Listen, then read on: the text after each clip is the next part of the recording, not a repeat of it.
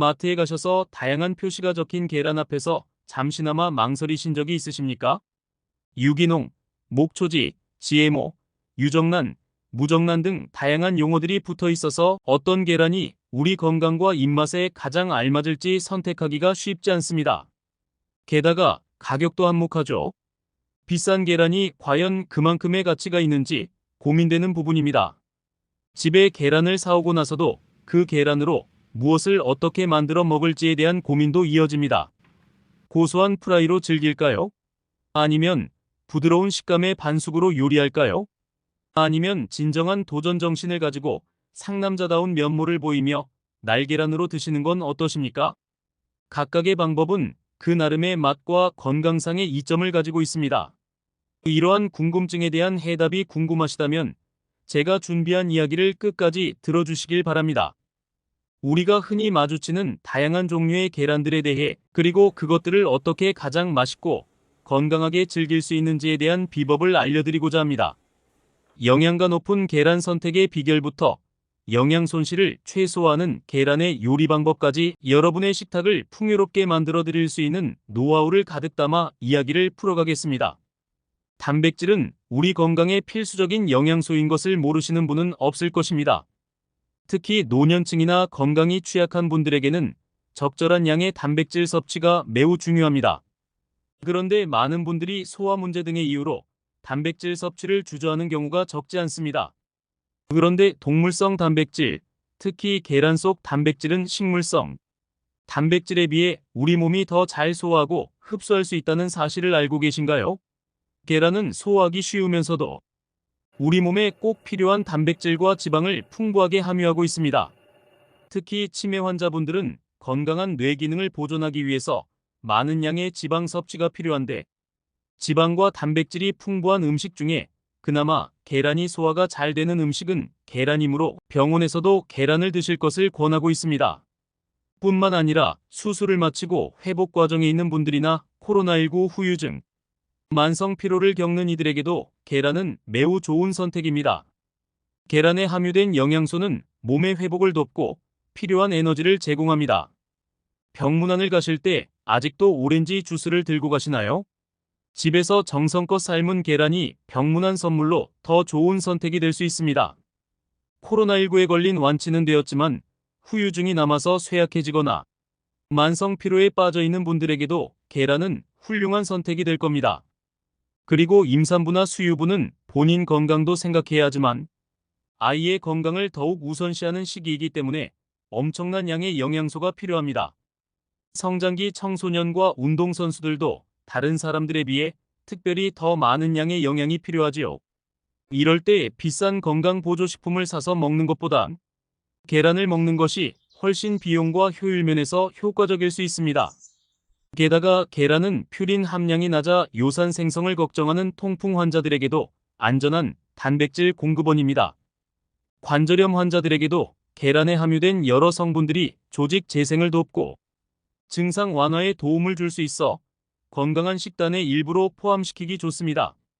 비오컨대 계란은 다양한 건강 상태의 개선과 회복을 위한 이상적인 식품이며 꾸준히 섭취함으로써 우리 몸이 필요로 하는 영양을 효과적으로 보충할 수 있습니다. 여러분들은 계란을 고를 때 갈색 계란을 선택하시나요? 아니면 흰색 계란을 선호하시나요? 갈색 계란이 건강에 더 좋다고 주장하는 이들이 있는가 하면 흰색 계란을 더 좋아하는 분들도 있습니다. 그렇다면 왜 계란의 색깔은 서로 다를까요? 사실 계란의 색깔은 달걀 품종에 의해 결정될 뿐입니다. 흰색 깃털을 가진 닭은 흰색 계란을, 갈색 깃털을 가진 닭은 갈색 계란을 낳습니다. 즉, 색깔은 계란의 질과는 관련이 없습니다. 이는 오로지 닭의 품종 차이에서 비롯될 뿐입니다. 실제로 알 껍질의 색깔은 다양하며 심지어 파란색 계란을 낳는 품종도 있습니다. 마트에 가면 정말 다양한 종류의 계란을 볼 수 있는데요. 그 중에서도 목초지 계란, 무항생제 계란, 오메가3 강화 계란, 유기농 계란 등이 눈에 띕니다. 각자의 선택 기준이 있겠지만 많은 사람들이 건강을 우선시해 목초지 계란을 선호하는 경향이 있습니다. 목초지 계란은 닭이 자유롭게 자연에서 먹이를 찾아 먹으며 자란 계란으로 이로 인해 닭이 받는 스트레스가 적고 결과적으로 더 건강한 계란을 생산한다고 여겨지고 있습니다. 목초지 계란은 닭에게 넓은 실내외 공간을 제공하며 사료에는 최소 5% 이상의 생초나 건초를 포함해야 하고 호르몬과 항생제 사용을 금지합니다. 하지만 실제로 닭이 얼마나 자유롭게 목초지에서 돌아다녔는지는 알 수가 없으므로 제품을 선택할 때는 설명을 꼼꼼히 읽고 신뢰할 수 있는 브랜드를 선택하는 것이 중요합니다. 유기농 계란은 합성 사료를 사용하지 않고 오로지 유기농 사료로 닭을 기르며 닭장에서 가두어 키우는 것을 금지합니다. 유기농이나 목초지 계란의 노른자는 일반 계란에 비해 짙은 오렌지색을 띠며 흰자 부분이 훨씬 더 끈적거립니다. 맛도 더 좋은 것은 사실이지만 이들의 가장 큰 단점은 비싼 가격입니다.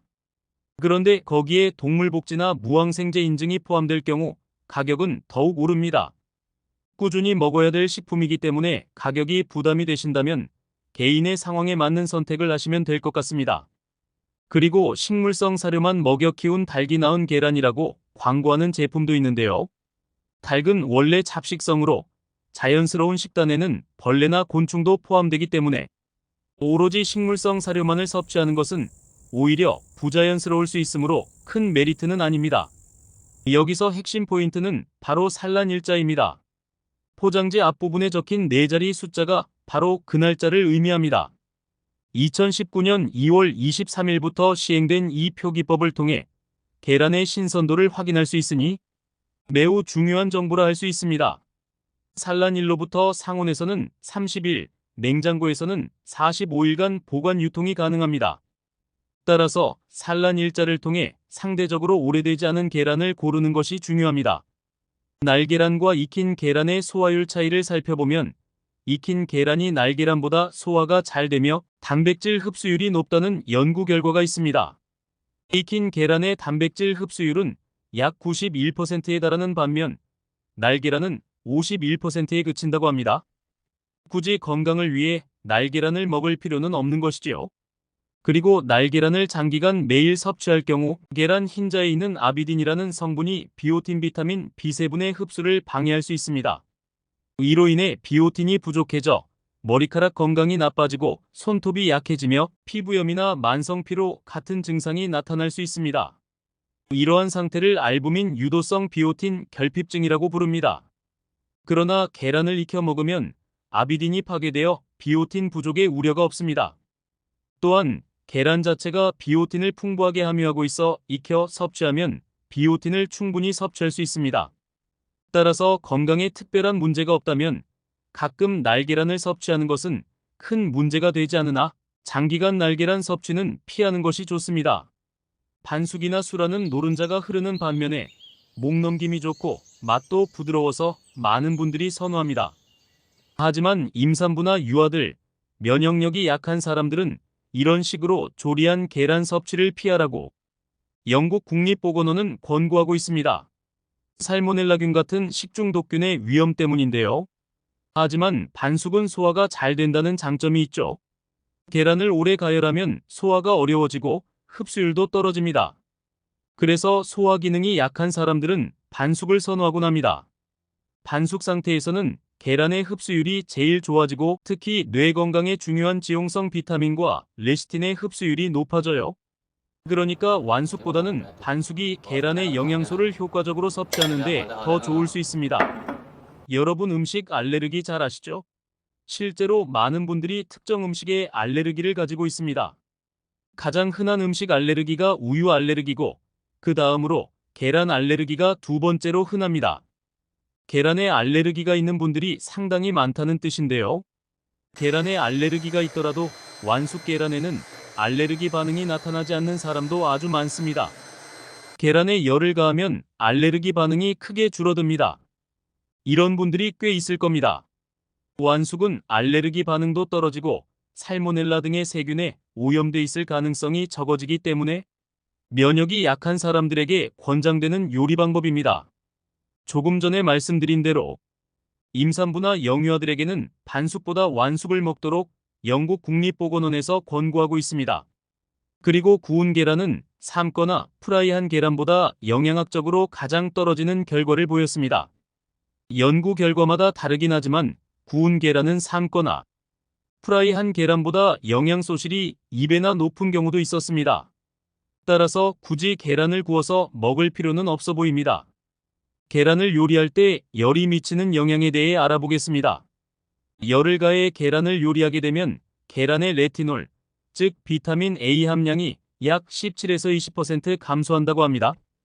또한 6주간 냉장 보관한 계란은 항산화 능력이나 영양소 함량이 잘 유지되지만 삶거나 프라이 방식으로 조리하면 항산화 능력과 지용성 영양소 등이 감소한다고 합니다. 따라서 고온으로 계란을 조리하는 것은 피하는 것이 좋습니다.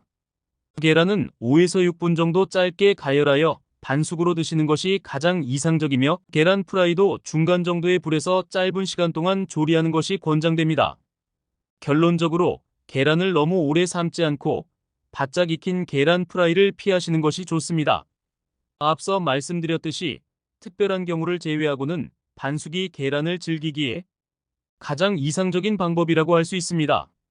계란 프라이는 삶은 계란과 비교해서 영양이 많이 떨어질까요?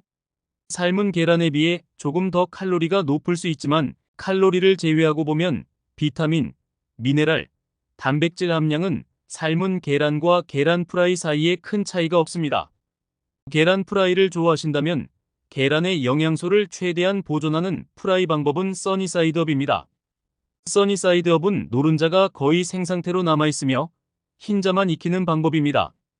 중간 정도의 열로 살짝 익혀 열을 최소화하여 계란 노른자를 최대한 보존하는 것이지요.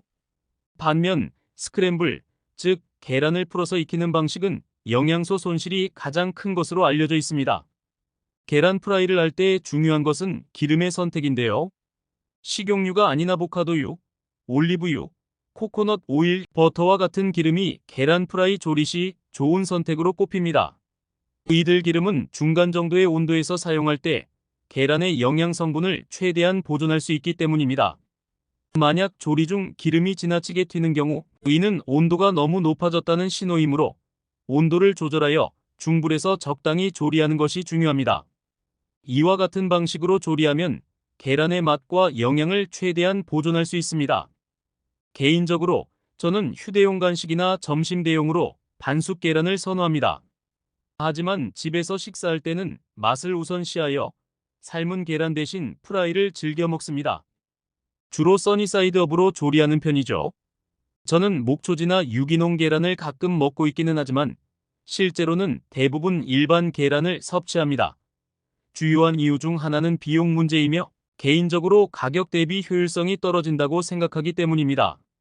경제적 여유가 있는 분들에게는 유기농이나 목초지 계란을 권장하지만 저는 주로 일반 계란을 이용합니다. 꼭 비싼 계란을 고집할 필요는 없어 보입니다. 계란도 요리하는 방법에 따라 저렴한 계란도 고급스러운 맛을 내어 즐길 수 있으니까요. 오늘 알려드린 정보를 바탕으로 최고의 계란을 선택하여 최고의 방법으로 드시기 바랍니다. 오늘은 여기까지입니다. 제 영상이 마음에 드셨다면 좋아요, 구독 꼭 눌러주십시오. 영상을 제작하는 저에게 아주 큰 힘이 됩니다. 그러면 여러분 다음 영상에서 다시 뵙겠습니다.